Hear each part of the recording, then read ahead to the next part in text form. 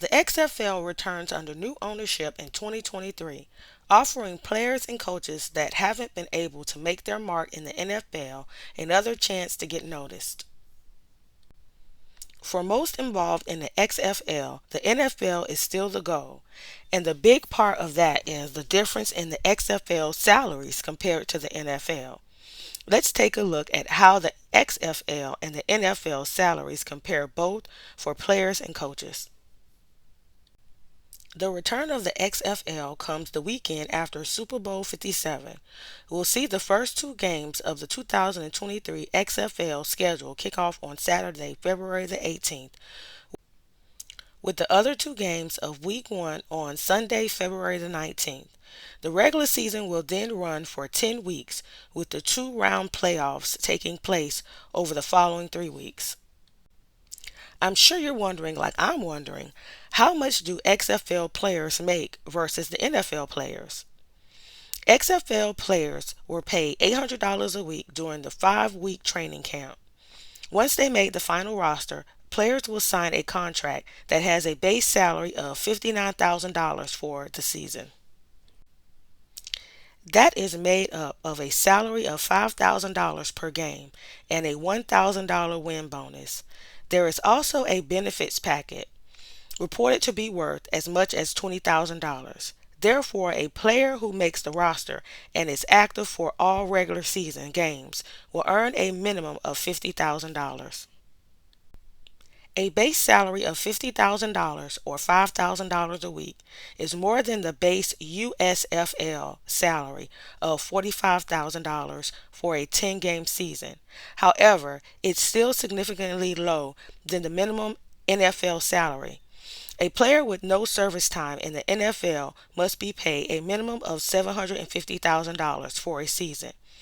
That averages out to $41,666.67 per week across the 18-week NFL season. NFL players earn 833% more per week than XFL players. In the NFL, the minimum salary varies based on the service time. For a player with 7+ years of service time, the minimum salary is $1.165 million per year. That works out to $64,722.22 or 1,294% more than the minimum NFL salary.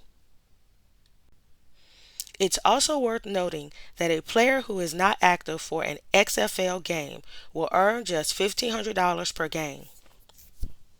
In the event of making an XFL roster and being inactive for all 10 games, a player would earn a minimum of $15,000.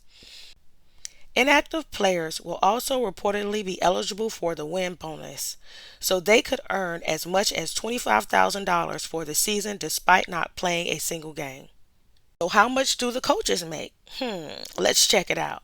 There hasn't been a definitive report on how much the coaches are being paid in the 2023 XFL season. Commissioner Oliver Luck revealed that head coaches will be paid around $500,000 a season. Given that a number of the head coaches have remained for the 2023 XFL season, it would suggest that they are being paid a figure in a similar region. When we compare the pay for a head coach to other football leagues, it compares favorably with the USFL and CFL. It also compares well to head coaches' roles at small college football programs and comes with fewer responsibilities such as recruiting players. When we compare the salaries of head coaches in the XFL to the NFL, it is seen to be considerably less. Most NFL head coaches are believed to earn upwards of $3.5 million, with the highest paid head coaches earning as much as $20 million a year. However, an XFL head coach's salary is believed to be in the same region as position coaches earn on an average in the NFL. Now, the reason why I brought this topic up is because Coach Prime stated in one of his interviews that only 5% of the players make it to the NFL.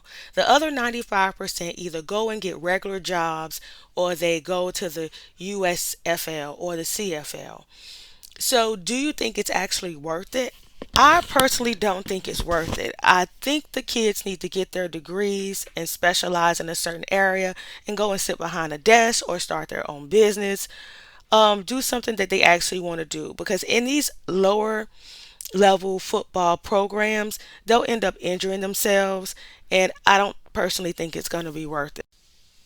And also, if you guys didn't know, The Rock is actually part owner in the XFL with his ex-wife, and they actually went to Jackson State to actually recruit. And I think that was shown on Coach Prime's Amazon release documentary. So tell me what you think about it. Tell me, do you think it was a good choice, or just tell me what your thoughts are. Please like and subscribe.